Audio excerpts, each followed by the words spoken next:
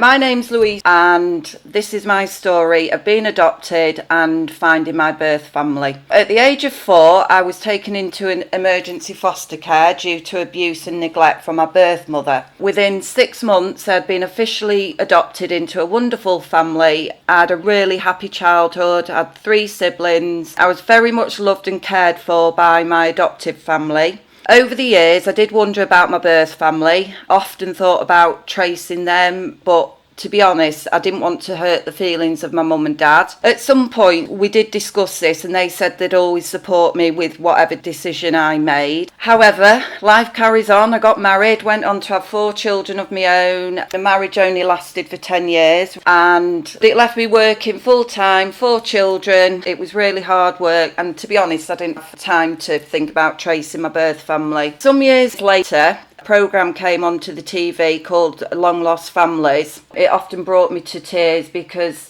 some of the stories did have similarities to my own. Watching the programme got me thinking about my own birth family, and in 2015 one of my oldest friends came to stay with me in the summer, and then one evening we sat there, a few glasses of wine, and we ended up watching Long Lost Family. My friend said to me, would I ever want to search for them? She'd always known about my adoption and had always supported me. I did say yes, but I didn't have a clue where to start, but she agreed to start the search for me. Within weeks, she'd found family members. At the time, I was elated, I was excited with the news, and we made telephone contact with some of the family. Following that, I did have some face-to-face visits as well. I met an aunt and uncle, and it was clear that over the years that there had been some dysfunction in the family. None of them had contact with my birth mum. Then I went on to meet 2 of my birth sisters. That was emotionally the most intense feeling I've ever had. They were the same, not in contact with birth mum. Then I went on to meet my birth mum. I can't explain it. There were no hugs, no compassion. She referred to me as Jasmine. There was no warmth there, just no connection like I had with my sisters. I did meet her a second time. It was not a nice experience at all. On that visit, she actually handed me a note asking me to give her some money, which I was shocked about. It wasn't a great deal of money, but I just wasn't expecting her to do that. I made my excuses and said I'd left my handbag in my car and never went back. Following that, I did meet the 3rd sister.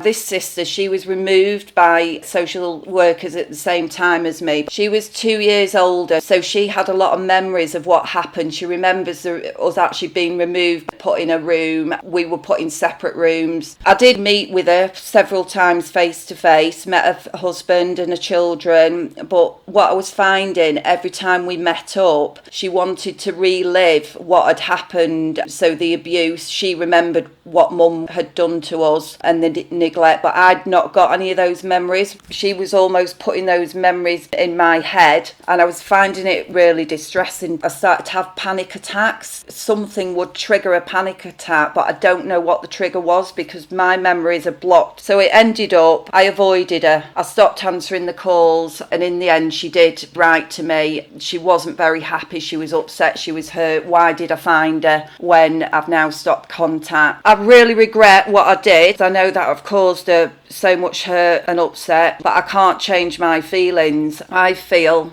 I'd opened Pandora's box, but I now wanted it to be shut. I wanted to forget everything that had happened. Programmes like this do not give a true account and only air the positive stories. They don't warn you, they don't prepare you for what could potentially happen and that you could end up in a worse position, hurting other people as I did with for older people like myself. There's no post-adoption support out there, no specialist services, and it does impact on your life because you do feel different. Sharing this story because I strongly believe if I'd never watched Long Lost Families, I probably would never have done the search.